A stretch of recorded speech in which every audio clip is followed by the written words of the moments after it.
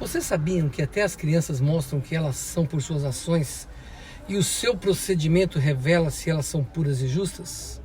Isso está escrito em Provérbios, na Bíblia, capítulo 20, versículo 11. Vou repetir. Até as crianças mostram o que elas são por suas ações e o procedimento delas é que revela se elas são puras e justas. De acordo com Freud, a personalidade de uma criança se desenvolve por volta dos 3 aos 6 anos de idade por aí, que é quando o indivíduo possivelmente já desenvolveu o núcleo da sua personalidade e as estratégias fundamentais para a expressão dos seus impulsos. A personalidade se baseia em impulsos, mas em minha opinião, o caráter formado nas crianças, no ser humano, no homem, se baseia nos exemplos que ele vive durante a sua formação infantil. E é exatamente isso que diz o versículo que citei em Provérbios capítulo 20, versículo 11. Que por suas ações e procedimentos, o ser humano, ainda quando criança, já revela o que será quando adulto. Um dos meus filhos, certa vez ainda quando criança, na igreja, num certo momento o pastor pediu para que todos se sentassem ali. Ele, teimoso, continuou em pé. Ele não quis sentar de jeito nenhum. Até que eu falei para ele, você tem que sentar, filho. Aí eu proferi um castigo se ele não fizesse. Sabe o que aconteceu? Ele se sentou. Só daí eu olhei para ele feliz, né? Ah, filho, que bacana. Então ele me disse assim, pai, eu estou sentado, mas aqui no meu coração, ó, eu estou de pé.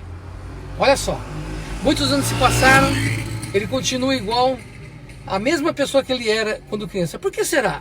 Porque de alguma maneira já estava gravado na sua mente, no seu computador ali, essa atitude de perspicácia que por um lado é muito bom, mas por outro lado, eu quero aqui enfatizar com esse exemplo que por outro lado não é muito bom, mas eu quero enfatizar que foi ali quando criança e não na adolescência, nem quando adulto que ele gravou isso, mas quando era criança.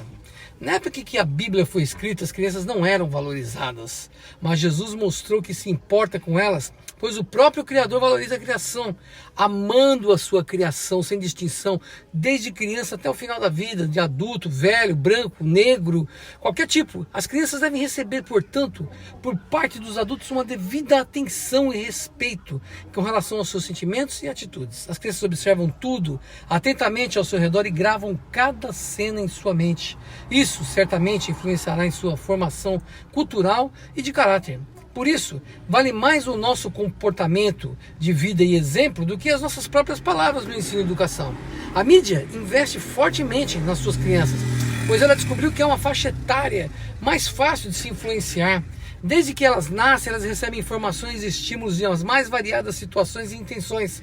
Desenhos animados, propagandas de alimentos, de brinquedos, vestuários, entre outros. Então preste atenção, a falta de tempo dos adultos para se dedicar aos seus filhos tem afetado sobremaneira muitas famílias que acabam por terceirizar a educação infantil, até mesmo no que diz respeito aos ensinamentos divinos. Isso afeta diretamente a criança, que muitas vezes passam a extravasar as suas emoções e frustrações por meio de palavras e comportamentos diversos. Negligenciar a criança pode levá-la, entre outras coisas, a perder até a sua fé na vida e a sua fé em Deus.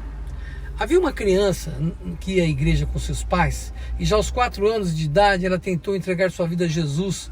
Por 3 domingos consecutivos ela queria ir lá na frente e fazer a oração, só que sem sucesso, porque os adultos não acreditavam nos seus sentimentos.